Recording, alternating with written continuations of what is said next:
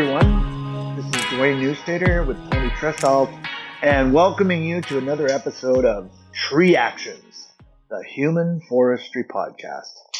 And joining us today from lovely New Hampshire is none other than Mark Przekurat. Man, I thought I had it, but I don't. So, getting ready for the show, we learned that there's multiple ways of going about pronouncing Mark's last name, and he leaves it up to each individual to make their own determination on that. But welcome to the show, Mark. How are you doing today? Hey, thanks, Dwayne. Yeah, my last name is like interpretive dance. Everybody does it their own way. So I try not to judge people, and they can call me Mark, the splice guy, Mark the tree guy, Mark the whatever it is I do for them. They call me that. So, but thank you. You're welcome. You're welcome. Well, we start our podcast off pretty much in the same way. We don't delve into a lot of introductions and so on. When we make our introduction, really having our guests describe or recall their first memory of where they felt a connection to trees. Yeah.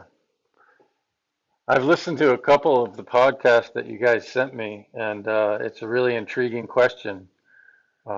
It's funny because my customers all tell me their stories every time I go do a quote. So Right? I was thinking about mine, and when I was looking over the podcast, and you were talking about the human forest, Mm-hmm. and one of the things that I associate with the human forest is vulnerability. Um, because trees, if you damage a tree, the tree holds that wound, compartmentalizes it, but it reacts to that wound for the rest of the time that it's alive. And so a tree is actually vulnerable to all the things that happen around it and to it, and it can't like run away. And so for me, my earliest memories of trees is in my vulnerability. Um, I had a rough childhood, and I would run into the forest and spend hours and hours of just being having solitude in the trees. I would climb to the top of a tree and sit and just cry out my frustrations. And so no one would know where I was. No one could hear me because I was up high enough out of earshot. And it was a safe place for me. So I spent a lot of time running into the forest to find my safety. And as I got older and I was still frustrated, I did what I recognize now as tree pruning. I used to find a good stout stick and I would break the lower limbs off the pine trees to make it easier to run through the forest, just 6 feet Yeah. up. And I'd break all the dead limbs off. And now that I'm actually doing tree work, there's so many days I realize I've come full circle from looking to the forest for safety to get out my frustration so I could survive another day. And now I'm in the forest making my living. I'm making money that lubricates my ability to teach people about trees and to be vulnerable. And the whole thing is one great big circle for me. Very interesting.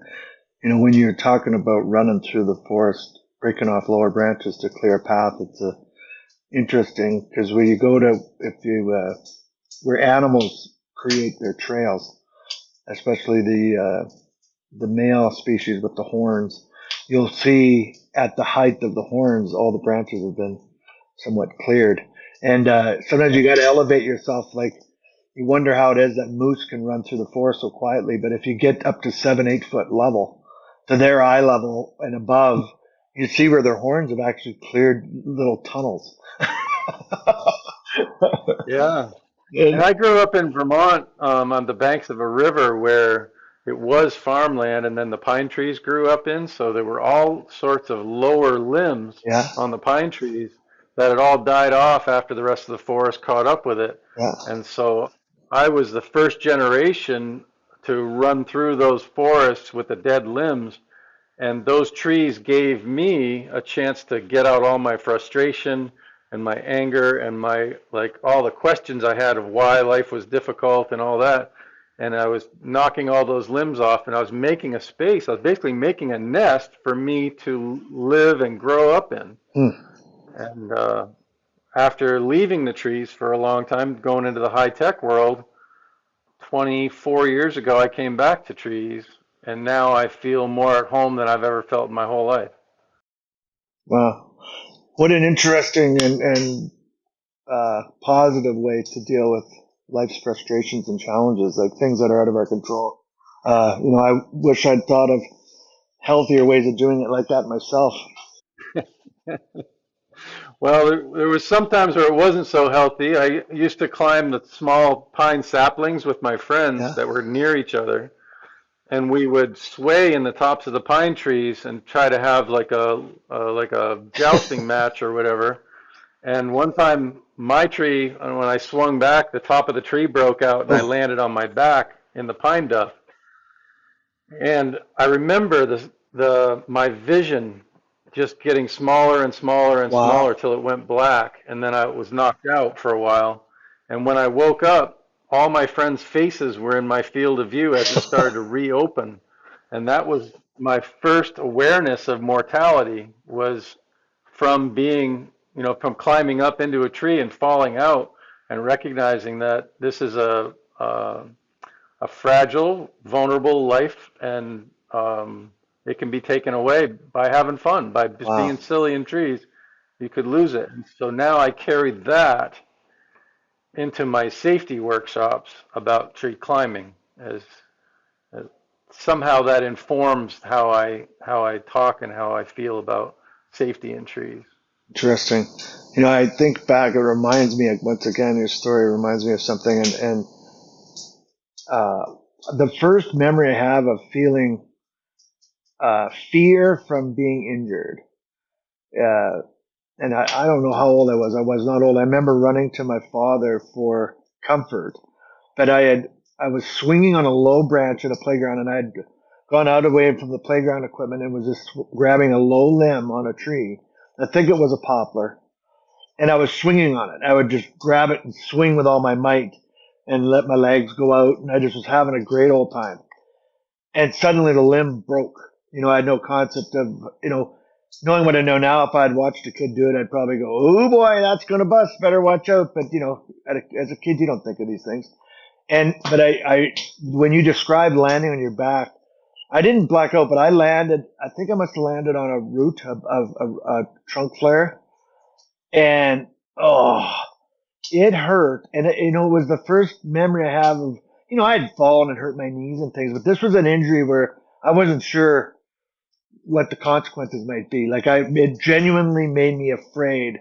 And I don't know, it would put me in contact with mortality, but certainly with my frailty as a human, and when the way you described that fall reminded me of that. And I'd forgotten about that experience until just now.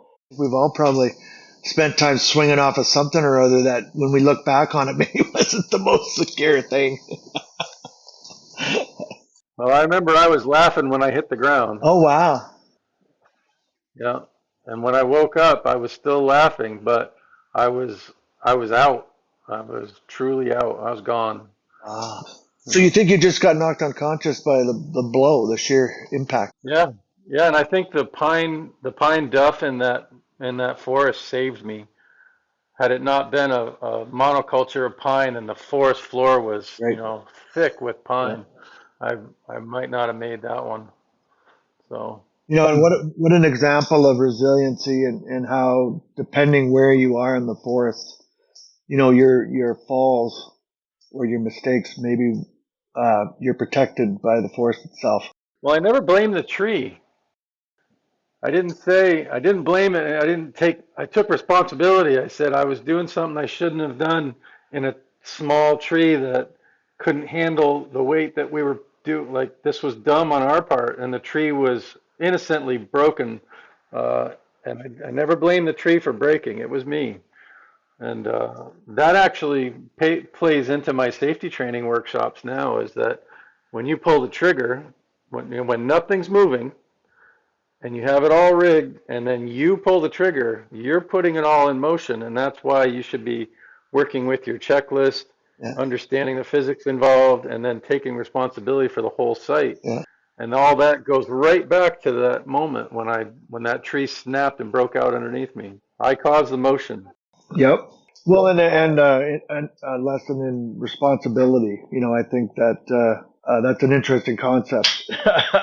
That I probably spent some of my life not accepting or denying to a certain extent. So, how would you relate? How do you think trees handle responsibility or accept that? That's an interesting question.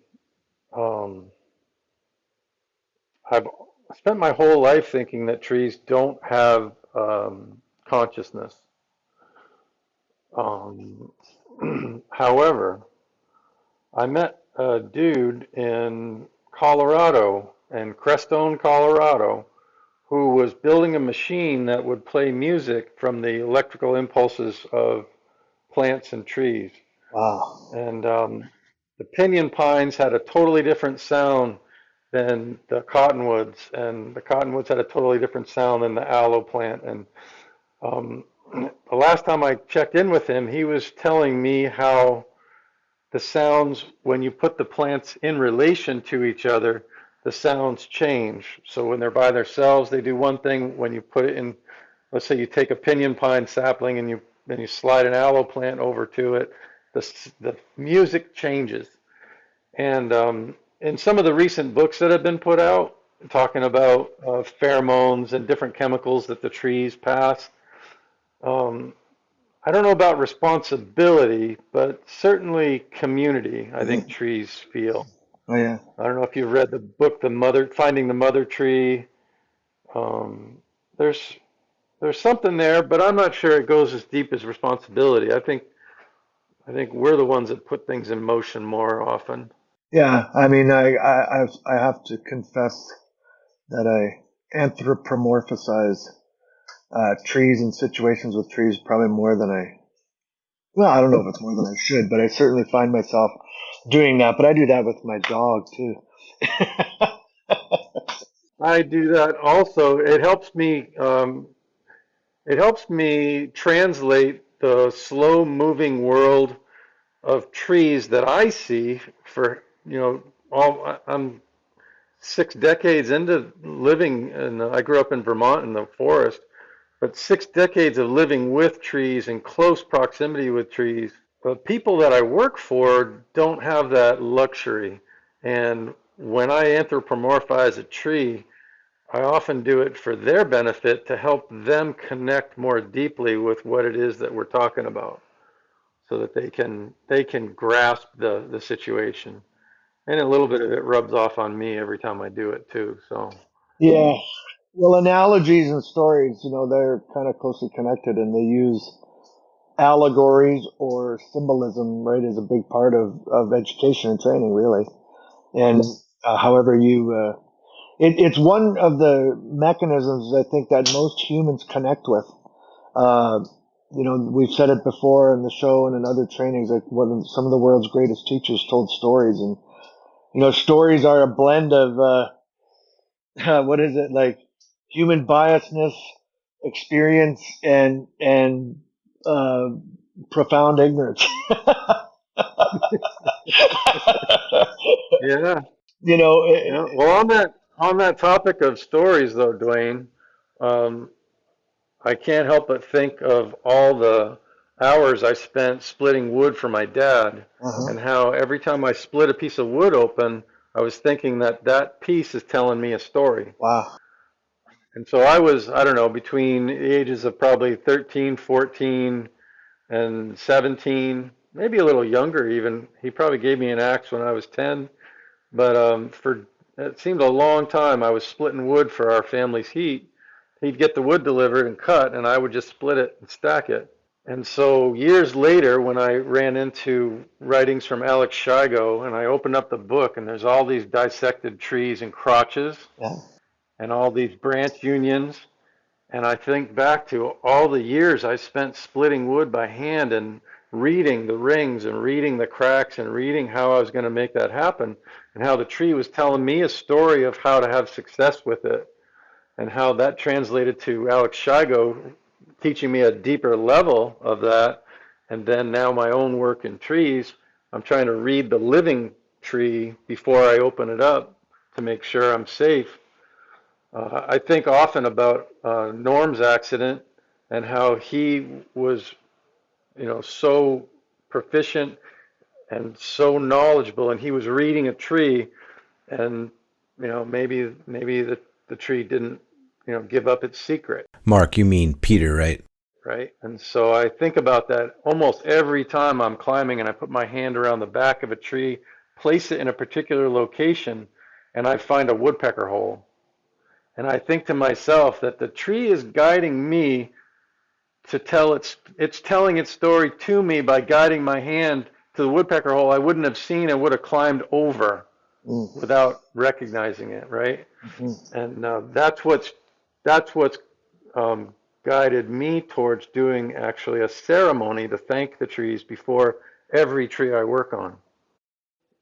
I learned that from a Native American fellow that I know who holds Sweat Lodge, and he taught me about the power of holding ceremony before pruning or removing or disturbing the roots or working in any way on a tree, is thanking it for its gifts and letting it know what you're planning on doing and giving it an opportunity to tell its story to you. And that's what like a track course is about, is getting the sensitivity to learn how to let the tree tell its story to you, and you being quiet enough to listen and be open to it.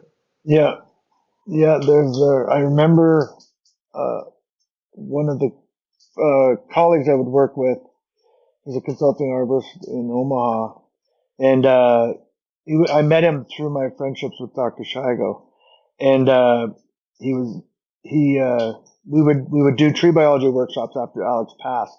We were a couple of the individuals that Alex kind of charged with carrying on his.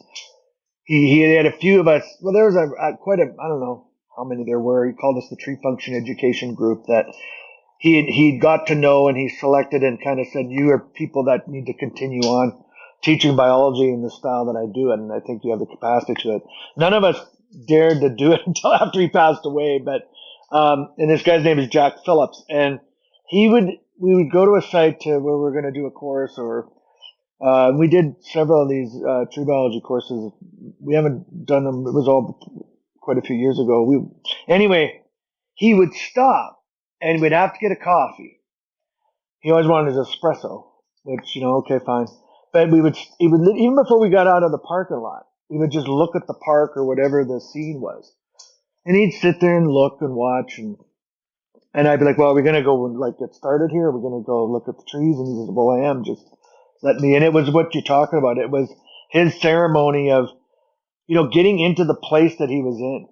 And I realized that this is an important part of it. This is an important part. It's not just, and it absolutely applies to something like tree risk assessment, because, what's moving on, what's going on in and around, what's the air like? You hear sounds, you realize that there's, traffic or noises, or the frequency of people passing by, and just the amount of time it takes to have a coffee. You can observe a lot of things that you could very easily miss if you just walk up to the tree, let alone look when you get to the tree. And I have a friend that actually, you listened to his podcast. I think you mentioned Mr. Dave Lutz, and he took quite a fall. And subsequent to that, and Dave is a native First Nations individual, and he does that ceremony. Like he does a bit of a ceremony for every tree that he works on as well, like what you're describing. And I think that, isn't it interesting, the correlation between a JSA or a pre-work or a pre-climb inspection that's required by law, more and more so, that we're trying to, impart this habit to the industry to get into, and yet it's really part of the ceremony. It is. That's exactly what it is. Yeah. Yeah, we could call it a tree ceremony inspection. No, but it really is. And I think to connect with that part of it, I don't know if we're of that generation, Mark, or what, but where there it seems to be, or maybe it's our age, I don't know, that, I don't want to use the word sentient, but aspiritual, or, you mentioned you don't think of trees as having conscious, but I certainly get a sense you feel a connection, or that there is a spiritualism there. So consciousness is one thing.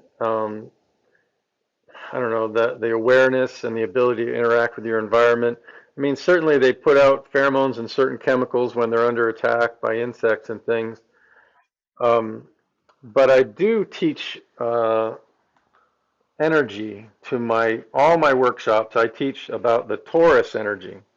So if you look at a picture of the Earth's magnetic field and you see this round apple-shaped, sphere of magnetic energy around the Earth that protects us from gamma rays and all that other stuff. Well, scientists also can see that same energy field around you. Like you have this flow of energy, and the woo-woo people call it your aura or whatever, but it's actually just an energy field, right? Positive and negative ions, around your body, and trees have the same thing. And if you think about all the ancient Celtic pictures of drawings of the root system down below, like when you look at Yggdrasil, the tree of life, and you see the root system down and the crown above, they always say as above, so below, right? And it's a feeding kind of system with the trunk carrying the phloem and xylem up and down the center, and the energy flowing around the drip line of the tree, because we always talk about the drip line being the edge of the root system, and the whole thing is kind of a package, right? And it's 360 degrees. It's not just two-dimensional. And so there is energy around that tree, and that includes the squirrels, the chipmunks, the algae, the lichen, uh, the mushrooms, the fungi, the mycorrhiza, the everything that's associated with that entire canopy and root structure is holding that energy of that torus field. And then when I, as a torus field, enter into the field of the trees, torus field, I am now in relationship with that tree.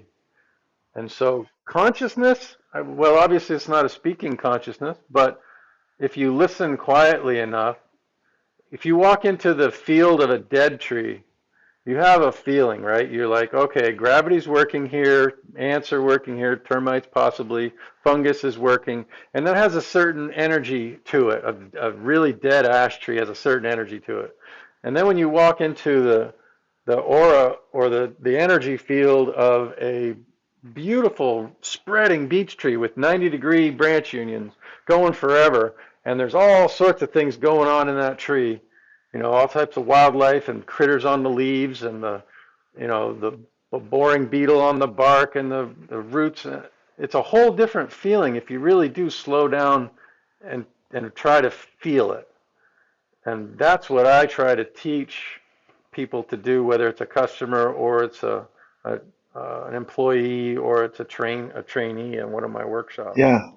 No, I think you're right. I mean, I relate to it, I should say. I relate to that concept for sure. And I think personally, I find it's less individualistic. It's like you mentioned about how the music man puts the plant together and the sound changes. And that's where the concept of the human forest, like and I don't think that it's relegated to proximity. Like the energy that's happening between us three now is a unique vibration in and of itself, because we're connected, even though it's just digitally. But I think it transcends this realm that we quantify as space. Uh, where it's an energy field that we can tap into, whether you're beside each other or not. And the forest is such a great example of that, because you take all those torus fields and meld them and blend them, and man, what a symphony of energy. you know? Yeah, so you take how we interact at a TCIA trade show where we're being interrupted every few seconds by another energy field entering our conversation, and it's just chaos, but it's all love, but it's all chaos. And Yeah, then yeah, we have our days where we're out and we're 70 feet up a tree. Our energy field is merged with the trees, right. and we're alone with our thoughts in that moment. And we're still the same person, but it's not chaos. And that has to do with the energy. You know what you're going to expect in the energy field of a dead, dying, senescent ash tree, and all the things that are going on underneath that bark, and all the things that are getting ready to break off. And so you have a different JSA, a different approach Yeah. underneath a dead ash tree than you do a beautiful teenage beech tree with 40-foot limbs already. You know. Well, and it's having the ability to connect, because it's so easy to mute that sound or vibration with hurriedness or being in our own heads. So caught up in our own thought processes of what, maybe it's the task at hand, maybe it's what happened at breakfast with your loved one, maybe it's the fear of a diagnosis that's impending. Whatever it is, if that takes you out of that realm, it exposes you to risk. And when people say, I don't know why he made that call, why would he do it like that? That's maybe where some of the whys lie, where we just, how else would we, how can you know without knowing all of the details that, the nuances that took place. I remember, uh, Dr. Amanda talking about, dehydration, and how if you're not drinking enough water and you've been playing hard the night before, like often young arborists do, you're so dehydrated, it literally affects you like having an impairment. It's literally you're impaired, and you wouldn't even. You're not in your right mind. Yeah, and so not only are you impaired physically, but you're impaired spiritually. And I think we do not. You mentioned the woo-woo thing. I think a lot of things get thrown into the woo-woo category and dispensed with because they're not scientifically understood. And I find it fascinating. You're blending science in with, there's scientific principles to this, but some of it's very non-scientific as well. Some of it's very practical. So, for instance, you're talking about disturbing the field, right, or disturbing that energy. So, if you watch two different arborists approach a tree, and one of them is humble and open and vulnerable, and really taking in the forested landscape, reading the forested landscape, which is a book my college professor wrote. But if you have one like that, and then you have another arborist that comes in who's egotistical and is only seeing the world through how this tree is, they say, oh, you're only as good as your last tree or whatever, and they're approaching the tree as an Instagram post. Those two arborists approach the trees totally different, and the outcomes can often be totally different. Yep. And to lend the outcome, or to suggest that the outcome is tied to that, uh, energy or persona or attitude is pretty hard for some people to accept or understand, or to believe, and it just flatly gets refused. I think it sometimes, but I'm in your realm. I believe that is in fact the case, and it's a tough one though to quantify, I suppose. It often takes a lot of courage to bring these types of topics up in a group of, let's say, I might be training municipal workers to use chainsaws. And these guys drive snowplows and backhoes and bucket loaders and bulldozers, and then they use chainsaws occasionally. And to get them to break down their walls of traffic cones and safety vests and rules, and to actually think about what's going on with a tree, it can take a lot of courage to say that to a group of burly dudes that don't think that way normally, you know. But I take that risk because I think it's my obligation, uh, because my mentors and shadow mentors have brought me to this place, and I think it's my obligation to share it, no matter how difficult it might personally be for me, because you never know when you're going to save somebody's life. You'll never know because they'll keep living, right? Yeah, well, yeah, that it's one of the the strange non-measurable results of safety training, is that nothing happens. So therefore, did it work? Well, it must have. But I've always found that kind of fascinating. Like, what are the measurable results? Well, no accident. Well, but then you could look at a company that did nothing, and they, fortunately, didn't have one. Yeah. From Shigo would often talk about. Well, I don't know if often, but I recall very clearly him talking about. I actually have a video, a clip of him talking about this. But he said, "There's no such thing as green waste. Green waste, that's a human term. When I hear people talk about green waste, I want to say that's a nice shirt you've got on, but I don't want to discuss it with them." And then he said, "I've never thrown anything out of my place. Never." Yeah. And it's exactly what you're talking about, right? I don't know if you got to, we're lucky enough to spend much time with Dr. Shigo, but that was a big thing of his, that he wished the industry would have moved along with. I know that this manuscript still exists, or I believe it does, because I don't think anyone would have thrown it out. But I was in his office on one of my visits to his house. I spent a few days there, and there was a manuscript, a large document, above on the top of a filing cabinet in his office down at his little office in the cottage where they, right where actually he passed away. And I asked him what it was, and I brought it down. I was looking at it, and he kind of took it from my hands, and he put it back up in its spot. He said, "The industry isn't ready for this yet." And I was like, he said, when everyone understands, and like when I see that my other books have been read and understood, and it's made a change, then we can move on to this. Because right now, there's no point.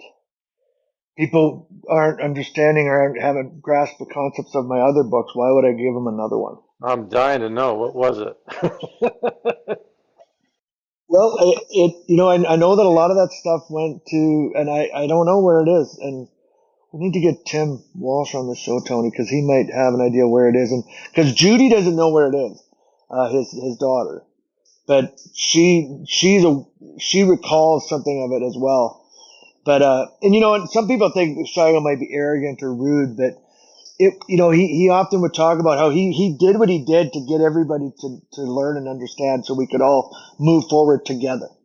And that's always, I think, that's a difficult concept, but I think we just need to keep trying. You mentioned, Mark. You mentioned the Instagram post, the guy walking up to the tree doing an Instagram post. I wanted to. You also mentioned 6 decades, and we're all in the halfway to centurion or more club. I think Tony, maybe, I'm pretty sure he's there, pretty close. Anyway, what is well, first of all, I'm curious what your first experience climbing, how did you get into a tree, and what were you using for equipment when you first started as an arborist? That's a great question. And that actually brings up something that I wanted to talk about anyway. I wanted to talk about mentors, and I wanted to talk about shadow mentors. Yeah. So for me, mentors are the people who were my mentors was Melissa Levangie and Bear Levangie. Wonderful. Introduced me to Michael Taine. Okay. And Michael, through a roundabout way, introduced me to Rich Hattier. Okay. And in those discussions, I got introduced to Tree Buzz, which put me unknowingly in the company of Tom Dunlap. But because my contemporaries were people like Mark Powell, Stephen Zimmerman, and Chip Hildreth and Nora, I became a real devotee to Tree Buzz. And those people became my mentors, my guideposts, who showed me the right ways to do things. I always consider Michael as the Mark Twain of tree work. You talk about storytellers and philosophy. He's just so rich with that. And Rich Hattier, in his circumspect way, is the same if you listen carefully, right? And then Melissa is a paragon of virtue and integrity, as is Bear. Yeah. Um, and then the Tree Buzz group really brought me the humor and the dark humor of, ouch, I worked all day yesterday, I hurt, okay, I'm gonna go do this again tomorrow because I love it. Don't I love it, right? And they allowed me to keep coming back every day. And then I've had shadow mentors. I've had people who were mentors or hired themselves out as mentors who are terrible, terrible people who don't understand training, don't understand human nature, and are rude and dismissive. And that was the old way that people used to get trained to do tree work. And what I've learned is that shadow mentors are just as important as the positive mentors. If you ever make shadow puppets on the wall to make the duck or the whatever, and you can then change your hand positions because you can see the shadow, and you want the shadow to be the relief of the thing, right? And so, like when I look at how my shadow mentors guided me, and it was so terrible, I can actually look in relief to say, well, I don't want to hit that button. I want to hit the opposite button. I don't want to hit that button. I want to hit the opposite button.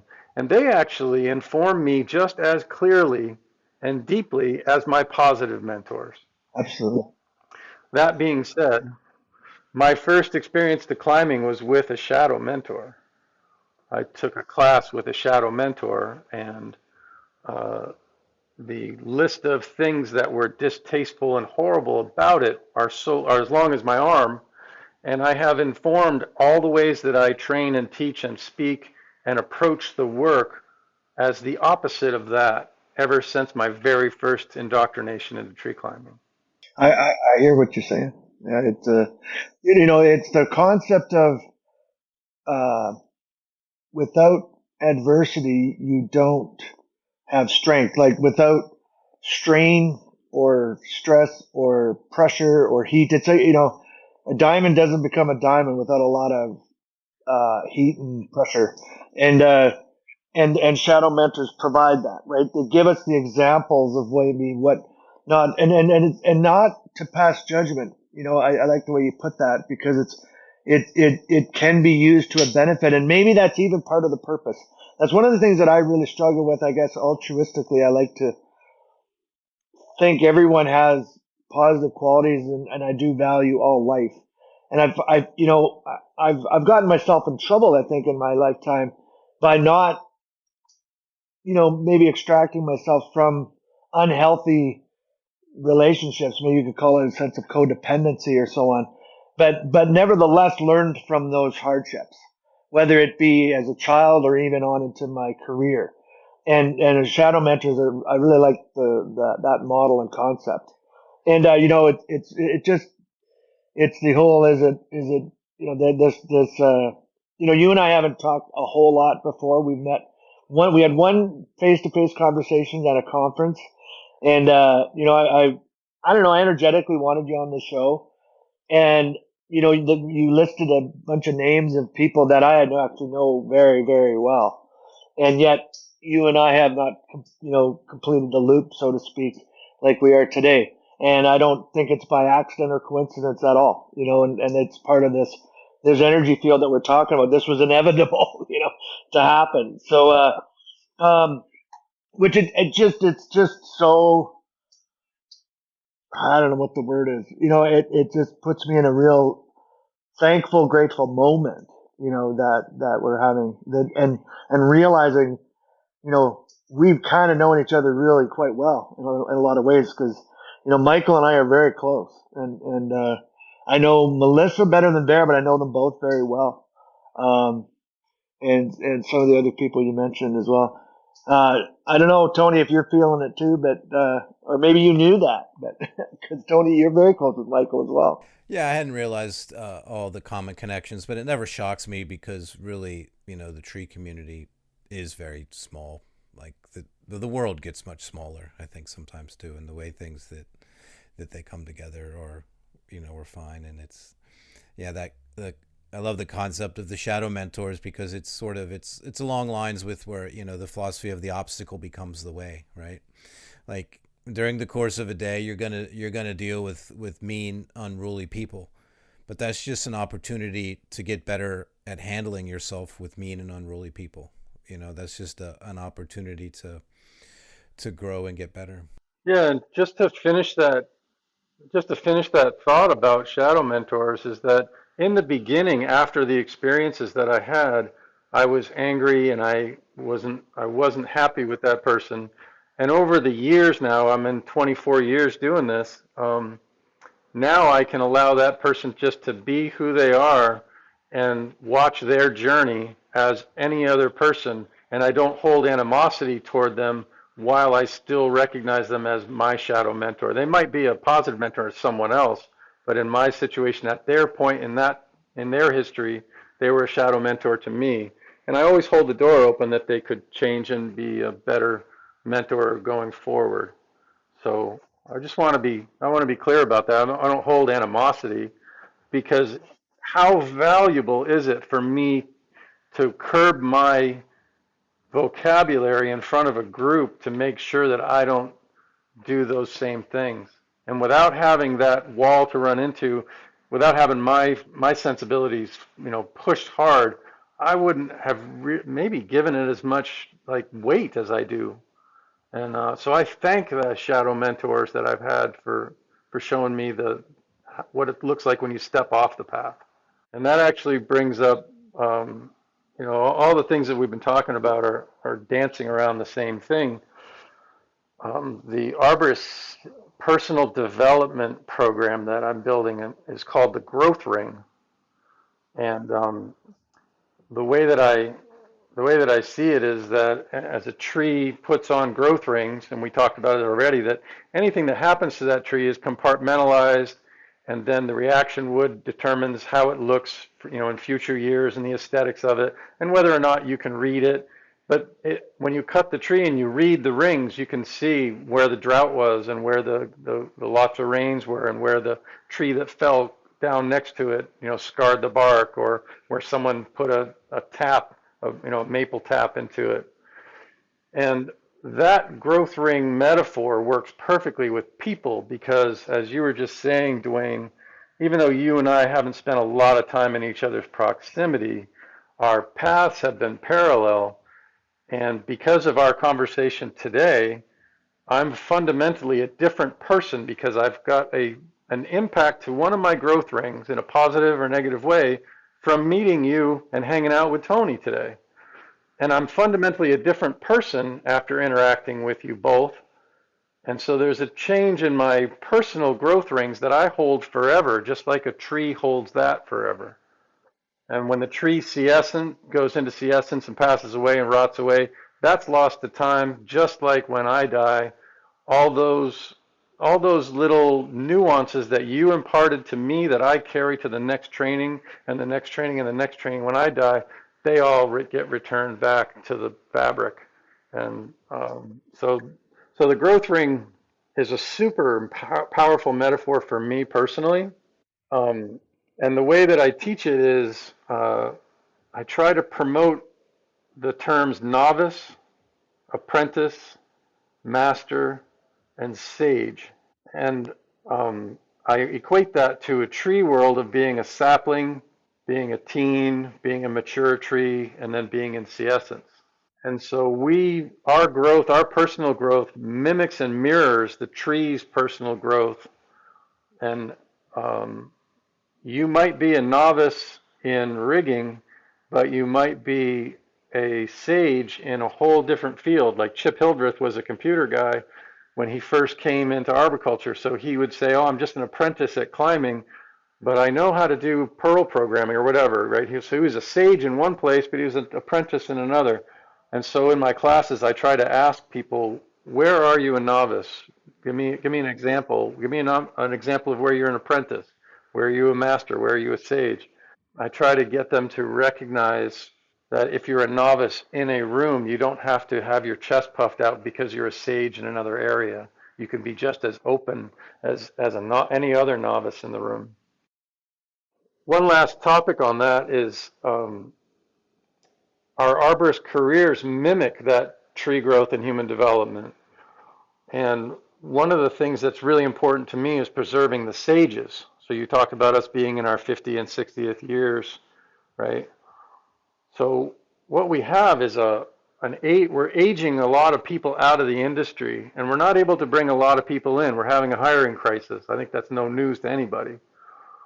But the valuable resource that we're losing when people get hurt or just leave or are marginalized is we're losing those people that have 20 and 30 and 40 years of experience working in trees. And we don't exalt them as a sage the way that we used to maybe 400 or 500 years ago. Like the matriarch or the patriarch was really respected. And now a lot of times, because of production schedules or shareholder profit expectations, a lot of the sages get pushed off to the side to filing saws or driving trucks, and then they just lose their self-esteem. And no one ever gives them permission to be a mentor or a leader. No one ever gives them the self-esteem to say, wow, you've got 30 years experience. Let's hone some of the rough edges about your speech patterns and put you in front of the group and see if you can help save some of these guys from making some of the mistakes you did. And so the growth ring is actually built with a little bit of a skew towards the older population and giving them the permission to be the leaders that they are without having been given permission. Well, you're talking about the heartwood, right? Yeah. Oh, yeah. And when you lose that, yeah, cylinders are strong, but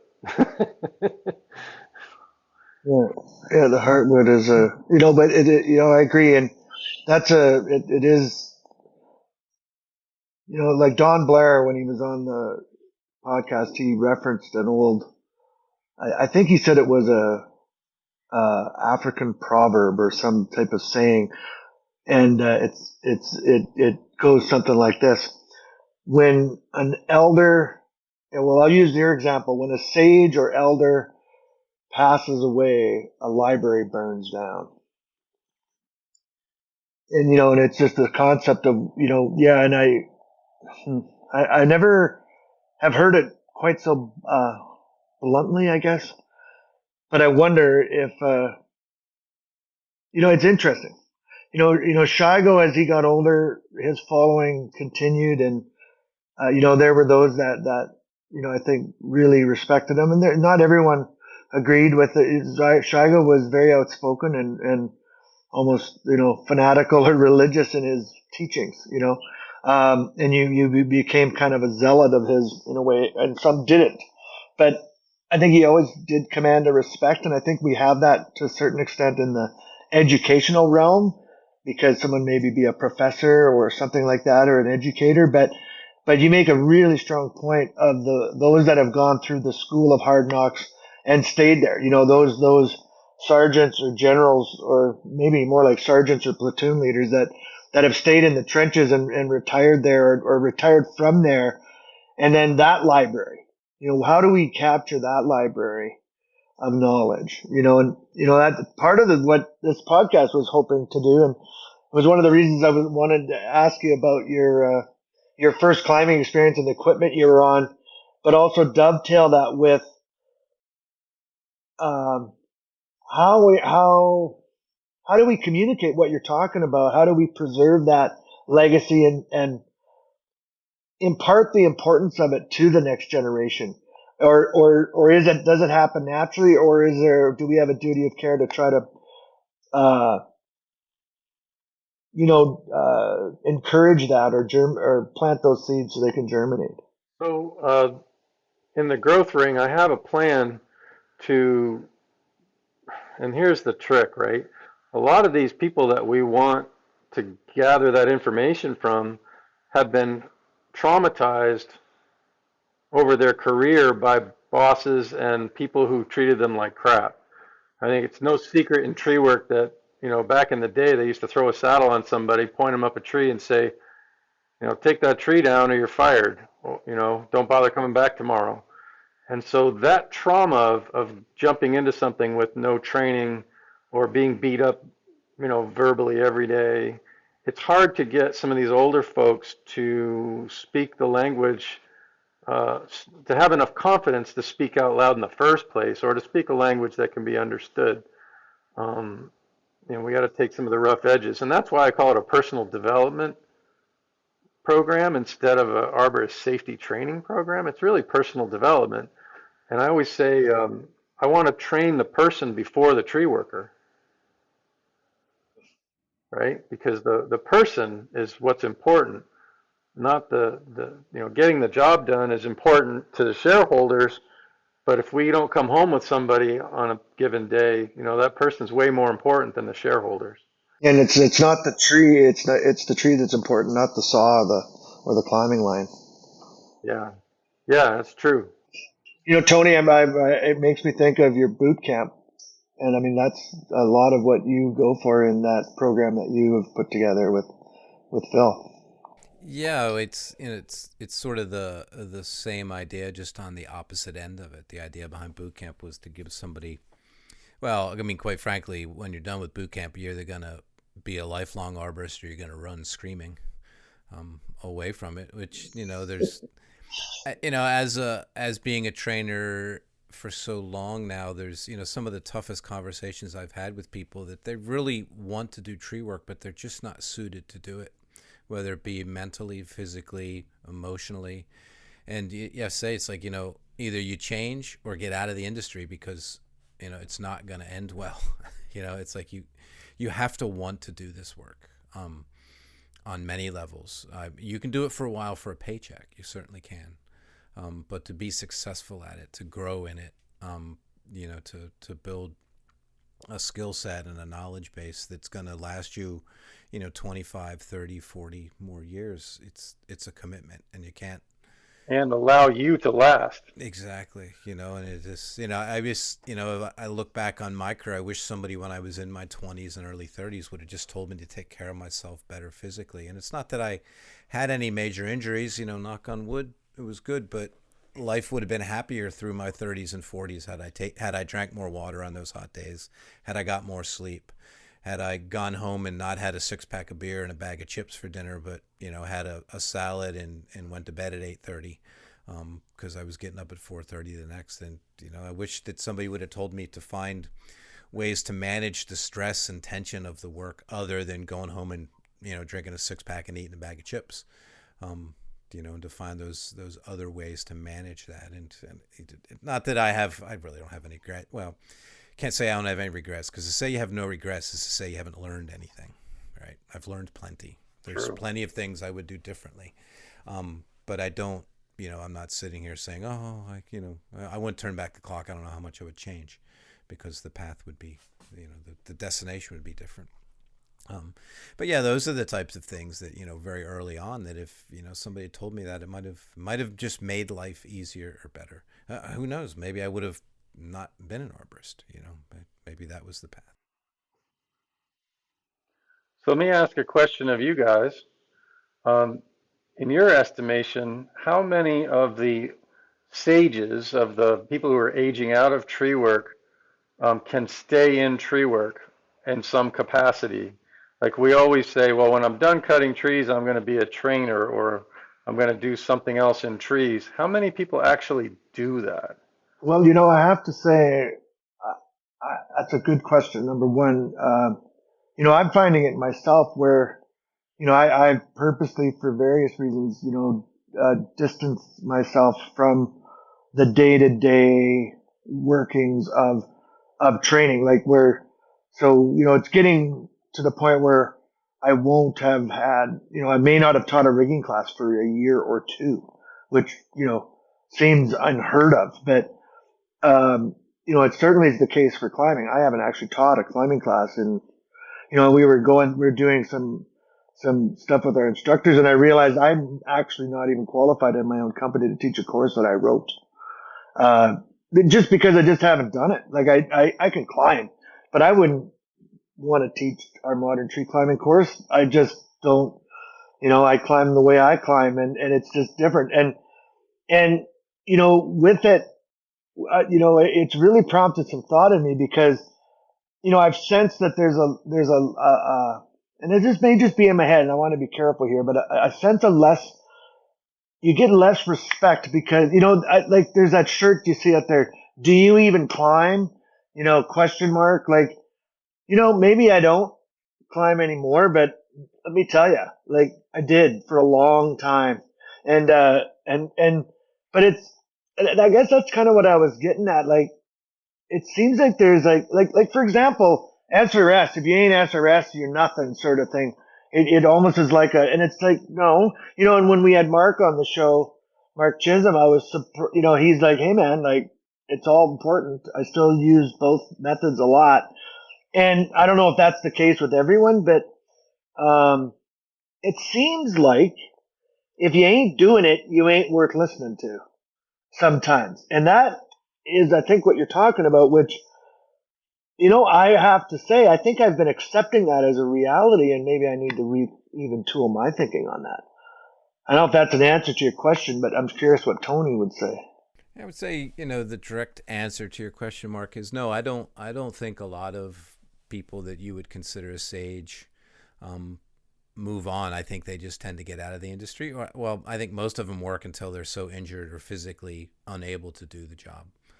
Because I don't think that organically the industry doesn't have an exit plan for people like that. You have to choose it, right? You have to lay it out and you have to choose it.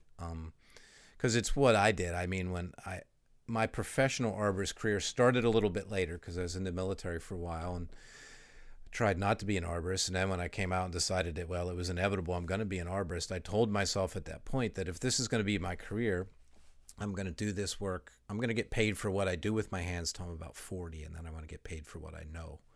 And I was able to kind of make that work. I still, did the work and worked with my hands and still, climbed trees well past my 40, when I turned 40. But I was earning much more of my living from what I knew at that point. And I structured my production career to fit that model. So it was a choice that I actually made myself. It was not, it wasn't something that I just fell into. And I don't think a lot of people make that choice. I think that, the natural progression from, start dragging brush, then you start climbing, and then you become a crew foreman. And then, I don't know, maybe you go into sales. If you don't like people enough to go into sales, you do plant healthcare because that's got to be easier. Well, I don't know where that came from. And then, and I'm not saying that, I've run into plenty of arborists that are well into their 60s and 70s, and they're still very productive and they still work and they love it. But I've also run into probably more people that are in their 60s and 70s and just don't have another option. This is how they earn a living. And they're going to keep doing it until they physically and or mentally cannot do it anymore. Yeah. There is no exit plan for them. So like you're driving the bus for yourself. I mean, barring anything untoward happening, but you're driving the bus. And I guess the real question is how many of us across the industry are driving the bus with our careers? Yeah, what I'm hoping to do with that is to allow a few more people to begin driving their own bus as trainers. If they want that off ramp, they can come on and start learning how to drive the bus. Yeah. Yeah, and I think there's options other than training too. There's, as my brother owner of the tree company and a family company, you're always looking for good people. And we've had people work with us that were in that, well into their 60s, and they weren't climbing trees anymore. We didn't want them to climb trees anymore, but just having a person like that on a crew with a wealth of experience had value in and of itself. So we've tried to make room for people like that, they don't want to train, right? That's not their thing, but they're training, but they're training in an informal way. They're training because they're out there in the crew, and the young climber can look down and say, hey, John, what about this? That could be handled. And so, there's many careers, there's many paths for people to take other than just training. From the, we had the conversation with Matt Follett, and we asked him, point blank, like, is there a future in being a research arborist? And he couldn't say yes fast enough. There's a need for people that have the physical and the technical skills to do this work, to lend what they can do and know to the academic world, right? Because the researcher might have a great idea for tree dynamics, but he or she has no clue how to get the instrument 40 foot up in the tree. You know, there's plenty of avenues. I think you just have to open your mind, and it's not, in my estimation, it's not a field that lends itself to thinking outside the box. But I think people are going to have to if they want to keep working. I mean, I look now, like, if you were to turn back the clock and I was in my 40s now, my climbing career would change because everything is so mechanized. It's like the days of me having to climb a big tree and rig every piece of wood down are gone. And I mean, I'm thankful for it. My back is thankful for it.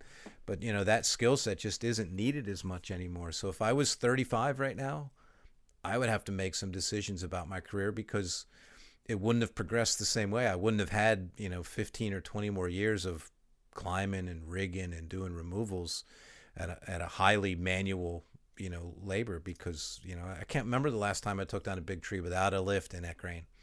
It's just the way we do the work now. Right. And on that topic, I'm actually hedging my bets, because I'm building the growth ring. I'm also doing FIDs and fibers. I'm also building a qualified splicer program with a brake test machine. And I'm trying to figure out which one of these things is going to feed me like going forward, because I have no idea. You don't know what the demand's going to be for any of it.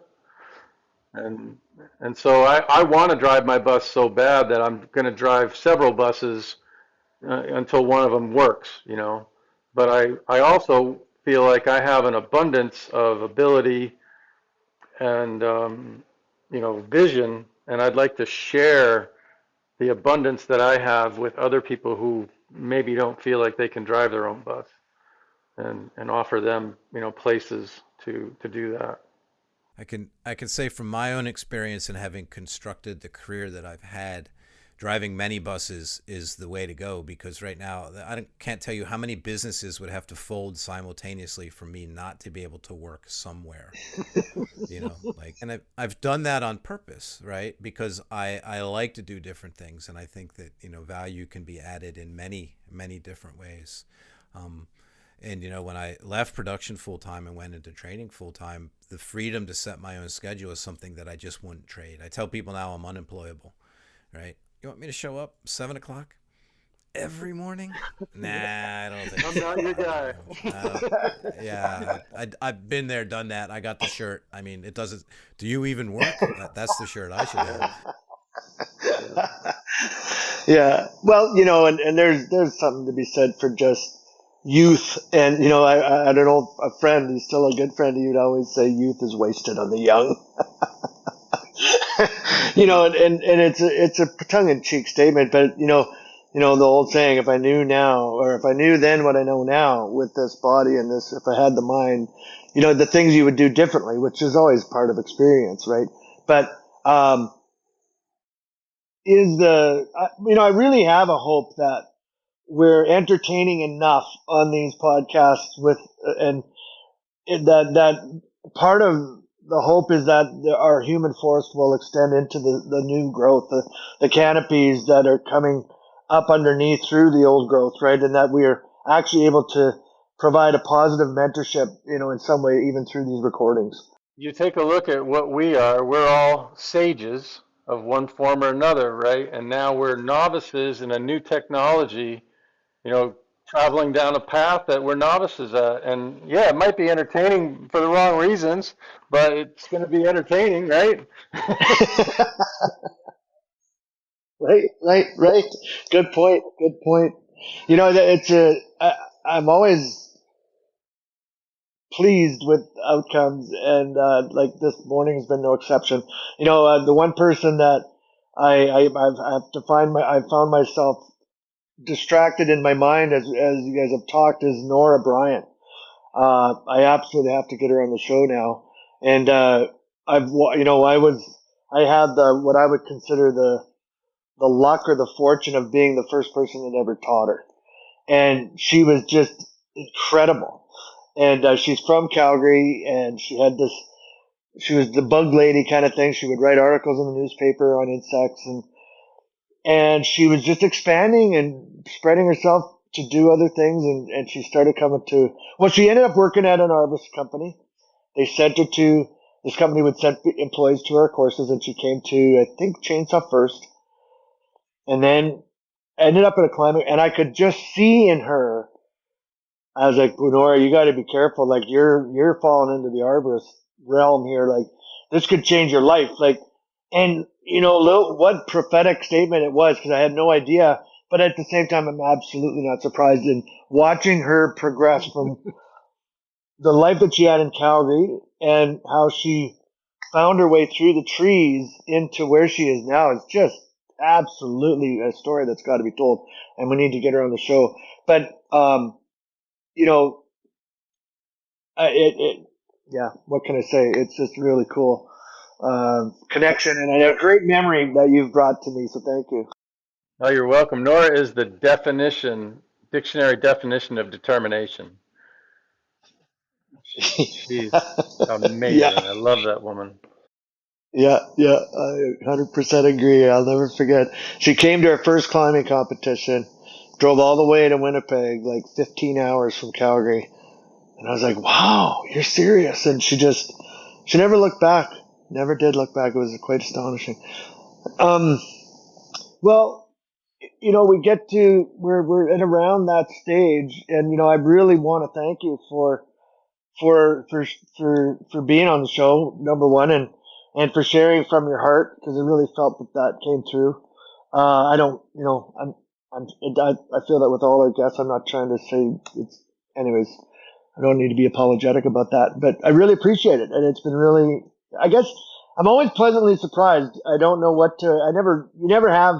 you don't go into something with expectations, but it's always better than I expected for some reason. It's just been a really great episode. And, we always reserve the right to have do-overs or guests on the show again. And, cause there's always more to talk about. And I think that this is, you're one of those people we probably that easily could extend to. Yeah, I feel like we missed out on all the ropes and splicing and training in that area. We didn't get a chance to talk about that, so maybe that'd be a good topic for another one. Yeah, it's quite amazing actually when you think about it. Of all the topics we never talked about splicing, which I just assumed we'd probably end up talking more about that than anything else. We often use the analogy, the stream of conversation is literally a stream. Yeah. It just flows on wherever it wants to go, which is fine. It's always good. And it's been a pleasure to talk with you, Mark. And I do have to mention, Mark, I don't know, Dwayne, if I told you, Mark is one of our Patreon supporters now. We have a grand total of 3. You included, Dwayne. So yeah, but you know who the other one is? The other one is Michael. Yeah, House, Michael. Yeah. And we like Dwayne said, we always reserve the right to have another conversation. You're always welcome back. We figure eventually we're going to run out of people that want to talk to us, so we'll just have to go back through the loop again.